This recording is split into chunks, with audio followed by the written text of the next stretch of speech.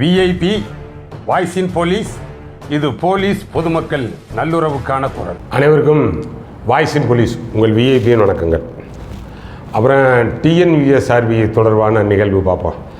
TNUSRB இதுவரைக்கும் மிகவும் சிறப்பாகவும் நல்ல நேர்மையாகவும் மிகுந்த நம்பிக்கையோடும் எந்த ஒரு அப்பலுக்கு இல்லாமல் மிகச்சிறந்த அதிகாரியாக பணிபுரிந்து வந்த சீமா அகர்வால் மேடம் அவங்க இன்றைக்குன்னு நினைக்கிறேன், இன்றைக்கு தான் டிஎன்யூஎஸ்ஆர்பியிலேருந்து ரிலீவ் ஆகுறாங்க. அவங்க டிஜிபி சிவில் சப்ளை சிஐடியாக பொறுப்பேற்றுக்கிறாங்க. அவர்களுக்கு நம்மளுடைய சேனல் சார்பாக, நம்மளுடைய ஆஸ்பிரண்ட்ஸ் சார்பாக மனமுவந்த பாராட்டுதல்கள் மற்றும் நன்றி அறிதல். அவங்க இருந்த வரைக்கும் மிகச்சிறப்பாக ரொம்ப நேர்மையாக இருந்தது. அதாவது அந்த நீதிமன்ற வழக்கு தொடர்பாக அந்த மார்க்கு அடிப்படையில் ரோஸ்டரில் சின்ன குளறுபடி ஏற்பட்டு செகண்ட் லிஸ்ட்டு, அடிஷனல் லிஸ்ட்டு, அதில் கான்ஸ்டபிள் லிஸ்ட்டில் 8000 சொச்சம் பேர் வரைக்கும் புதுசாக போட வேண்டிய நிலைமை, அந்த ஜாயின்ட் ரெக்ரூட்மெண்ட்டில் ஒரு 370 பேர் வரைக்கும் புதுசாக போட வேண்டிய நிலைமை இது ஏற்பட்டுச்சே தவிர இது எதுவும் அவங்களுடைய ஹானஸ்டில் ஏற்பட்ட குறைபாடெல்லாம் கிடையாது. அவங்களது நேர்மையில் ஏற்பட்ட குறைபாடெல்லாம் கிடையாது. அது அந்த ரோஸ்டரில் கம்யூனல் ரோஸ்டரில் அந்த கூடுதலாக மார்க் வாங்கினவங்க ஜிடிக்கு கொண்டு போகப்படலை அப்படின்ற மாதிரி இருந்துச்சு. ரொம்ப டெலிபரேட்டாக நீதிமன்றத்துலேயும் ஒத்துக்கிட்டாங்க சின்ன குறைபாடு நடந்துச்சுன்னு சொல்லி. அந்த அடிப்படையில் அவங்க அதெல்லாம் சரி செஞ்சாங்க. நமக்கு பார்க்க நம்ம இருந்த அளவுக்கு இவங்க மேடம் அவங்க எடுத்த முயற்சி பார்க்கும் பொழுது கொஞ்சம் இருந்திருந்தாங்கன்னா அந்த யூபிஎஸ்சி அளவுக்கு கரெக்டாக கொண்டு வந்திருப்பாங்கப்பா. யூபிஎஸ்சி எப்படி இப்போ மேல் அனௌன்ஸ்மெண்ட்டு நோட்டிஃபிகேஷன் வரும், இப்போ ப்ரிலிம்ஸ் வரும், இப்போ மெயின் வரும், இப்போ இன்டர்வியூ வரும் அப்படின்னு சொல்லி அடிக்கிறாங்கல்ல, டேட்டை முன்கூட்டி சொல்லிடுறாங்கல்ல. அப்படி சொல்வதனுடைய நோக்கம் என்னென்னா இதில் எந்த ஒரு தலையீடு, எந்த ஒரு நிர்பந்தம் எதுவும் இல்லை அப்படின்றத ஒரு வெளிப்படைத்தன்மையை அறிவிக்கிறது. அந்த அளவுக்கான முயற்சி எடுத்தாங்க. அந்த அளவுக்கு தான் எல்லாமே வெப்சைட்டில் ஆன்லைனில் சொல்லிடுவோம் அப்படின்ற மாதிரி தான் முயற்சி எடுத்தாங்க. பட்டு இந்த கூடுதலான அடிஷனல் லிஸ்ட்டு போடுறது, இந்த அளவுக்கு நீதிமன்றத்தில் கொண்டு போய் வழக்கு அது இதுன்னு கொண்டு நிறுத்தினது, இதில் அரசுக்கு சின்ன ஒரு அதிருப்தி இருந்திருக்கலாம். அதன் அடிப்படையில் தான் இந்த மாறுதல் ஏற்பட்டிருந்திருக்கலாம். அதனாலே ஒன்றும் பாதகம் இல்லை. இப்போ இருக்கக்கூடிய அதிகாரி திரு சுனில்குமார் ஐபிஎஸ் மிகச்சிறந்த அற்புதமான அதிகாரி. மற்றும் முக்கியமாக பார்க்கணும்னா இது மாதிரியான இந்த டிஎன்யூஎஸ்ஆர்பி, டிஎன்பிஎஸ்சி அந்த சேர்மன், இதற்கான சேர்மன், அப்புறம் அந்த டிஎன்பிஏ அந்த டைரக்டரு, அப்புறம் அந்த பிடிசி, ஆனால் அந்த போலீஸ் ட்ரைனிங் காலேஜினுடைய அந்த டிஜிபி, ஆனால் இந்த மாதிரி இருக்குது பார்த்தீங்களா. இந்த இதுக்கெல்லாம் இந்த ரிட்டையர்டு போலீஸ் ஆஃபீஸர்ஸ் அவங்கள நியமிக்கிறது ரொம்ப ரொம்ப சிறப்பு வாய்ந்ததுங்க. ஆனால் இதற்கு இப்போ இந்த பாட்டாளி மக்கள் கட்சி தலைவர் திரு அன்புமணி ராமதாஸ் கூட அவருடைய எக்ஸ் வலைத்தளத்தில் ஒரு கண்டனம் தெரிவித்து ஒரு பதிவு போட்டிருக்கிறாரு. ஆனால் அதுக்கு நிறையா நம்மளுடைய ஆஸ்பிரன்ஸ் சார்பிலையும் பொதுமக்கள் தரப்புலையும் ஆமாம் இந்த மாதிரி நியமிக்கக்கூடாது அப்படின்னு சொல்லி போடுறீங்க. ஆனால் நம்ம ஆஸ்பிரன்ஸ் யாரும் இதுக்கு எதிர்ப்பு தெரிவிக்க வேணாம். நல்ல ஆஃபீஸர் தாப்பா, மிகச்சிறந்த அதிகாரி. ஏன்னா சுனில்குமார் ஐபிஎஸ் அவர் இருந்த வரைக்கும் எந்த ஒரு அவர் மீது குற்றச்சாட்டு கிடையாது, பொலிட்டிக்கல் கலர் கிடையாது. ஏன்னா அந்த அம்மா சொன்னாங்க ஜெயலலிதா பீரியடில் இவர் இருந்த நேரம் அந்த குயின் மேரிஸ் காலேஜ் ஒரு டோட்டல் டெமாலிஸுக்கு அவங்க ஐடியா பண்ணாங்க. 2003 நினைக்கிறேன். ஏன்னா 2003 அந்த டயத்தில் அப்போ ஒரு மிகப்பெரிய போராட்டம் அது இதெல்லாம் நடந்துச்சு. அப்போ இப்போதைய முதல்வர் மு.க. ஸ்டாலின் அந்த குயின் மேரிஸ் காலேஜ் ஸ்டூடெண்ட்ஸுக்கு ஆதரவு தெரிவித்து இவரே நேரடியாக இங்கே போனார். அங்கே போன நேரம் இவர் சுனில்குமார் சார் தான் அங்கே அப்போ அவர் ஜேசி சென்ட்ரல் ஜோன் லேண்டார் அதில் இருந்தார். அப்போ ஏதோ ஒரு சின்ன வாக்குவாதம் நடக்குது. அப்புறம் மறுபடியும் இவர் உள்ளே போய் இந்த ஸ்டூடெண்ட்ஸ் மத்தியில் உங்களுக்கு திமுகவினுடைய ஆதரவு இருக்குது அப்படின்னாங்க. அப்புறம் மறுபடியும் அந்த போராட்டம் நீடிச்சிச்சு. அப்புறம் அந்த அம்மாவே அப்போதைய முதல்வர் அந்த அம்மாவே அந்த அறிவிப்பை வாபஸ் வாங்கிட்டாங்க. ஆனால் அந்த நேரம் என்னென்னா இவர் இப்போதைய முதல்வர் போனார்ல, அப்போ ஒரு சின்ன தள்ளுமுள்ளு நடந்தது மாதிரி பத்திரிகை செய்தியெலாம் வந்துச்சு. உடனே சிஎம் இவரை கூப்பிட்டு, யார் இவர் சுனில்குமார் ஐபிஎஸை கூப்பிட்டு தனிப்பட்டு அவர் நீங்கள் ஸ்டாலின் மேலே ஒரு புகார் கொடுங்க அப்படின்றாங்க. அதுக்கெல்லாம் மறுப்பு தெரிவிச்சிட்டார். ஒன்றும் இல்லை மேடம், நான் அவர் வந்தார், நம்ம சொன்னேன், இல்லை நான் அவங்க ஸ்டூடெண்ட்ஸை பார்த்து 2 வாரத்தை பேசிட்டு வந்துடுறேன் அப்படின்னாரு. வேறு எந்த விதமான அசம்பாவிதம் நடக்கலை, இதில் புகார் கொடுக்கக்கூடிய அளவுக்கு இதில் எந்த சீரியஸ்னஸ் இல்லை அப்படின்னு சொல்லி மறுத்தார். அந்த மறுத்த ஒரே காரணத்துக்காக இவருக்கு ஒரு டிஎம்கே கலர் விழுந்துச்சு அந்த நேரம். ஆனால் இவர் ஆக்சுவலாக அந்த மாதிரிலாம் எதுவும் கிடையாது. டிஎம்கே கலர் விழுந்ததோட இவர் அந்த லேண்டாரில் இருந்து உடனடியாக டிராஃபிக்கே நம்ம மாற்றம் செய்யப்பட்டார். அது ஒரு பழைய கதை. ஆனால் அப்புறம் டிராஃபிக்லேயே இவர் நல்லாத்தையும் சிறப்பாக தான் பண்ணார். இவர் ஒரு சில சாதனையெல்லாம் டிராஃபிக்கில் பண்ணார். நல்ல ஆஃபீஸர். அது வந்து எல்லாருக்கும் டிபார்ட்மெண்ட்டில் இருந்த எல்லாருக்கும் தெரியும். இவர் வரவேற்கப்பட வேண்டியது. இவர் இருக்கணும். இவருடைய காலத்தில் இன்னமும் மிகவும் சிறப்பாக செய்வார்.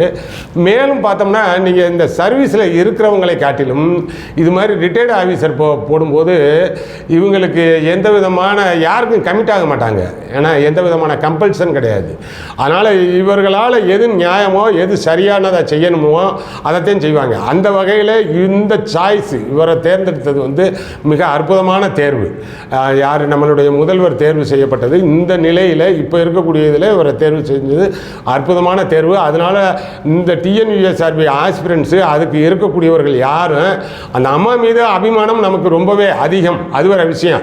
ஆனால் அதே இடத்துக்கு இன்னும் சிறப்பான அதிகாரி வர்றாங்க அப்படின்னாலும் வரவேற்று தான் ஆகணும். நீங்கள் அதில் வந்து எந்த குறைபாடுலாம் சொல்லக்கூடாது. அந்த அம்மா இருந்திருந்தாலும் இதே தான் செய்வாங்க. அதில் எல்லளவும் குறையாமல் இவர்களும் இவர் செய்வார், எதிர்பார்க்கலாம். மிகச் சிறப்பான அதிகாரி. அதனால் நீங்கள் இவருக்கு எதிர்ப்பு தெரிவித்து மாற்றம் செய்யுங்க. இவர் இருக்கக்கூடாது. வந்து எப்பயுமே இல்லாத ஒன்று தான். ஆமாம், இதுக்கு முன்னாடி சர்வீஸில் இருந்தவங்க தான் இருந்தாங்க. அதனால் என்ன, இப்போ வந்து ரிட்டையர்ட் ஆனவங்க இந்த அகாடமிக் லைன்லாம் பார்த்தோம்னா அந்த எமிரேட்டஸ் ப்ரொஃபஸர்னு வாங்க. ஆனால் அவர் ரிட்டையர்ட்லாம் ஆயிடுவார். ஆனால் அவங்களுடைய அந்த இன்டலெக்சுவல் கேலிபர் வேணும் அப்படின்னு சொல்லி இருக்கும் பொழுது அவங்களுக்கான அந்த ஒரு சிறப்பு தகுதி கொடுத்து அவங்கள வந்து அரசே நிர்ணயிக்கும். அந்த அவர்களுடைய அந்த அறிவுசார் திறமை வந்து பயன்படுத்தப்படணும் அப்படின்னு நினைக்கும். அது மாதிரி தான் இதை பார்க்கணும் நம்ம. ஆனால் இவருடைய திறமை, ஆனால் இவருடைய அந்த நேர்மை, இவரது நம்பகத்தன்மை கட்டாயம் வந்து அதுவும் டிஎன்யூஎஸ்ஆர்பி மாதிரியான இந்த அமைப்புக்கு வேணும். இதில் நீங்கள் மற்ற வந்து சர்வீஸில் இருக்கக்கூடிய டிஜிபி லெவலில் இருக்கக்கூடிய அதிகாரி போட்டிங்கன்னா கூட அவங்களுக்கு இன்ஹரண்ட்டாக ஒரு ஃபீல் என்னென்னா நம்மளை டம்மி பண்ணிட்டாங்க அப்படின்வாங்க. அந்த கவனம் செலுத்த மாட்டாங்க. இந்த சீமா அகர்வால் மேடத்துக்கு முன்னாடி இருந்த அனைத்து அதிகாரிகளும் அப்படித்தான் நினைத்தார்கள். இந்த அம்மா வந்து தான் இதில் என்ன சிறப்பாக செய்ய முடியும், இதை எப்படி எந்த அளவுக்கு திறமையாக கொண்டு வர முடியும்னு இவங்க தான் பார்த்தாங்க. இதற்கு முன்னாடி அதில் வந்த நான் பெயர் குறிப்பிட விரும்பலை, எந்த அதிகாரியும் தனிப்பட்டு சொல்ல விரும்பலை. எல்லாருமே அதுக்கு அந்த டிஎன்யூஎஸ்ஆர்பி போஸ்டிங் போட்டாங்கனாலே ஏதோ வந்து இது ஒரு தலைவலி பிடிச்சது, கோர்ட்டு கேஸு வம்பு வழக்குன்னு பார்க்கணும், நம்மளை டம்மி பண்ணிட்டாங்க, வேணும்னே இந்த மண்டபம் அகதிகள் முகாம் போட்டது மாதிரி இதில் போட்டாங்க அப்படின்ற மாதிரி தான் இருந்தாங்க. அப்படி நினச்சாங்கன்னா என்ன, இதில் அவங்களுடைய ஒர்க்கு கான்சன்ட்ரேஷன் இருக்கும். அதனால் இவரை பொறுத்த வரைக்கும் இவருக்கு கொடுத்தக்கூடிய மரியாதையாக பார்ப்பார், இவரை கொடுத்துருக்கக்கூடிய மிகப்பெரிய ஹானராக பார்ப்பார். அப்படின்னும் போது இவருடைய முழு திறமை இதில் வெளிப்படும். அந்த வகையில் இவரை வந்து நம்ம வரவேற்கணும். அந்த வகையில் திரு சுனில்குமார் ஐபிஎஸ் அவர்களுக்கு நம்மளுடைய வாழ்த்துக்களுடன் கூடிய வரவேற்பு, வணக்கங்கள் அனைத்துமே உண்டு. இவர் மிகச்சிறப்பாக பண்ணுவார். இப்போ இவர் வந்தோடனே வந்து இன்றைக்கே வந்து அறிவிப்பு வந்திருக்குப்பா. ஆனால் அந்த ஒரு 212 பேருக்கு 1:1, அப்போ ஒரு 106 பேர் அந்த எப்படினாலும் வரணும். இப்போ வைவாசி செகண்ட் வீக்கில் வந்து நெக்ஸ்ட் மந்த்து செகண்ட் வீக்கில் கமெண்ட்ஸ் ஆகுது. அப்புறம் அப்படியே சைமல்டேனியஸாக அதுவும் ஆரம்பிச்சிடும். நம்ம இப்போ இவர்கிட்ட வந்து புதிய சேர்மன் டிஎன்யூஎஸ்ஆர்பி அவங்க சார்ட் வைக்கக்கூடிய கோரிக்கை என்னென்னா, இப்போ ஆக்சுவலாக வந்து இந்த ஜூனில் நோட்டிஃபிகேஷன் வந்திருக்கணும். இந்த 2024க்கான நோட்டிஃபிகேஷன் வந்திருக்கணும். இப்போ வரைக்கும் வரலை. இந்த ப்ராசஸ் இழுத்து எப்படி பார்த்தோம்னாலும் நீங்கள் இந்த எண்டு வரைக்கும் கொண்டு போயிடுவீங்க போல் தெரியுது. ஏன்னா அந்த டிசம்பர் வரைக்கும் கூட கொண்டு போயிடலாம். அப்போ நோட்டிஃபிகேஷனுடைய தாமதம் தள்ளி போகுது. இப்போ நீங்கள் இந்த ஜாயின்ட் ரெக்ரூட்மெண்ட்லேயும் சரி, இந்த காமன் ரெக்ரூட்மெண்ட்லேயும் சரி, அந்த அறிவிக்கப்பட்ட வேக்கன்சி அதில் வந்து ஒரு 20 20% 30% வரைக்கும் கட்டாயம் இன்க்ரீஸ் பண்ணுங்கள். அதுதான் நம்ம வைக்கக்கூடிய முதல் கோரிக்கையாக இருக்கும். வந்து 20 முதல் 30% இன்க்ரீஸ் பண்ணுறதுக்கான நடவடிக்கை மட்டும் அரசிட்ட கலந்து பேசி, ஏன்னா நேரம் நோட்டிஃபிகேஷன் வந்திருக்கணும், வரலை. 20 முதல் 30% இன்க்ரீஸ் பண்ணுங்க அப்படின்னோடனே இந்த வருடத்திற்கான நோட்டிஃபிகேஷன் வந்து அதற்காக காத்துக்கிட்டு இருக்கீங்க இல்லை, உடனே நீங்கள் இன்க்ரீஸ் பண்ணாதீங்க அப்படின்னு பதிவு போடாதீங்கப்பா கமெண்ட்டில், அதெல்லாம் வேண்டாம். ஆனால் முதல்ல ஒன்று தெரிஞ்சுக்கோங்க, எல்லாருக்கும் வேலை கிடைக்கணும், எல்லாரும் நல்லா இருக்கணும், நம்ம நல்லா இருக்கணும் அப்படின்னு மட்டும் ஒரு சிம்பிள் லாஜிக்கு அதை நினைங்களே, நல்லா இருப்போம். யாருமே நல்லா இருக்கக்கூடாது, யாருக்கும் வேலை கிடைக்கக்கூடாது, எனக்கு மட்டும் வேலை கிடைக்கணும் அப்படின்னு நினச்சோம்னா நல்லா இருக்க மாட்டான். அதனால் எல்லாரும் நல்லா இருக்கணும். நமக்கு முன்னாடி இருக்கிறவங்க தானே, உங்களுக்கு வெயிட் பண்ணி இருக்கிறவங்க தானே, ஒரு 650 வேகன்சின்னு வச்சுக்கோங்க ஏற்கனவே. ஆனால் இந்த ஜாயின்ட் ரெக்ரூட்மெண்ட்டில் ஒன்று ப்ரொவிஷனலி செலக்டடு, அதே 1:1 போனவங்க ஒரு 650 பேர் வெயிட் பண்ணிக்கிட்டு இருக்காங்கல்ல. 1:2 போய் அந்த 1 ப்ரொவிஷனலி செலக்டடு, அதே 1 வந்து வெயிட் பண்ணிக்கிட்டு இருக்காங்க. இப்போ இதில் வேற கொஞ்சம் வந்திருக்காங்க, 212 பேர் வந்திருக்காங்க. அப்படின்னும் போது இதெல்லாம் போகட்டுமே, முன்னாடி இருக்கிறவங்க போகட்டுமே, போனால் எல்லாருக்கும் வேலை கிடைச்சுன்னா நம்ம சொல்கிறதே வந்து இன்னும் வந்து அவர் டிஜிபி வந்து சுனில்குமார் சார்கிட்ட நம்ம கேட்டுக்கிறது, எப்படினாலும் போலீஸ் ஸ்ட்ரென்த்தை கட்டாயம் இன்க்ரீஸ் பண்ணிடுவார். 2 லட்சம் வரைக்கும் கொண்டு வந்துடுவார் டோட்டல் ஸ்ட்ரென்த்து. ஆனால் not only police, total entire Tamil Nadu police strength 2 லட்சம் வரைக்கும் கூட கொண்டு வந்துடுவார். அந்த அளவுக்கு நம்ம முதல்வரோட, ஏன்னா இவருடைய நம்பிக்கை, இவரோட நாணயம் எல்லோரோடும் நல்ல நெருக்கமாக இருக்கக்கூடியவர். அதனால் தனிப்பட்டு எந்த ஒரு பொலிட்டிக்கல் கலர் கிடையாது. அதனால் நீங்கள் இவர் வேண்டாம் வந்து மாற்றுங்க, இப்படி செய்யக்கூடாது, இதில் வந்து ஏதோ அரசியல் தலையீடு இருக்குது, அதெல்லாம் எந்த தலையீடும் கிடையாது. பக்கா பியூர்லி ஆனஸ்ட் ஆஃபீஸர். அதனால் அந்த நம்பிக்கையோடு மட்டும் இருங்க. உங்களுக்கு எல்லாருக்கும் யார் இதற்கான தீவிர முயற்சியோடு இருக்கீங்களோ அவங்க அனைவருக்குமே வேலை கிடைக்கும். ஆனால் தீவிர முயற்சி தானே, ஒரு முயற்சி அப்படின்றது வந்து எடுத்தோடனே வந்து கிடைக்கிறதுக்கு, பலன் கிடைக்கிறதுக்கு வாய்ப்பு இல்லை. ஆனால் விடாமுயற்சி அப்படின்றது கட்டாயம் பலன் கிடைக்காம இருக்க போகிறது கிடையாது.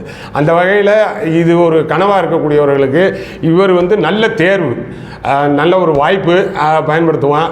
நம்ம வந்து சேனல் சார்பாக ஆஸ்பிரன்ஸ் சார்பாக வைக்கக்கூடிய கோரிக்கை இப்போதைக்கு ஒரு 20 முதல் 30% வரைக்கும் அறிவிக்கப்பட்ட அந்த காமன் ரெக்ரூட்மெண்ட், ஜாயின்ட் ரெக்ரூட்மெண்ட், அதில் இருக்கக்கூடிய அந்த வேகன்சியை இன்க்ரீஸ் பண்ணுங்கள். அப்புறம் மற்றது எல்லாம் இனிமேல் வரும் பொழுது ஸ்மூத்தாக நடக்கும். ஏற்கனவே மேடம் போட்டிருக்கக்கூடிய பாதையின் அடிப்படையில் கூடிய சீக்கிரம் அடுத்த செலெக்ஷன்லேயே யூபிஎஸ்சி தரத்துக்கு ஈக்குவலாக கொண்டு வந்துருக்கு. டேட் அறிவிக்கப்பட்ட டேட்டில் கரெக்டாக நடக்கும் அப்படின்றது. அதனால் ஆஸ்பிரன்ஸ் எல்லாமே வந்து சந்தோஷமாகவும் மகிழ்ச்சியாகவும் இருங்க. அடுத்தடுத்த முடிவுகள், அடுத்தடுத்த நடவடிக்கைகள் நமக்கு கூடுதல் பலத்தையும் நம்பிக்கையும் கொடுக்கும். அடுத்தடுத்த நல்ல பதிவுகளில் பார்ப்போம். நம்ம சேனலுக்கு இன்னமும் சப்ஸ்கிரைப் பண்ணாமல் இருந்தால் சப்ஸ்கிரைப் பண்ணுங்கள்.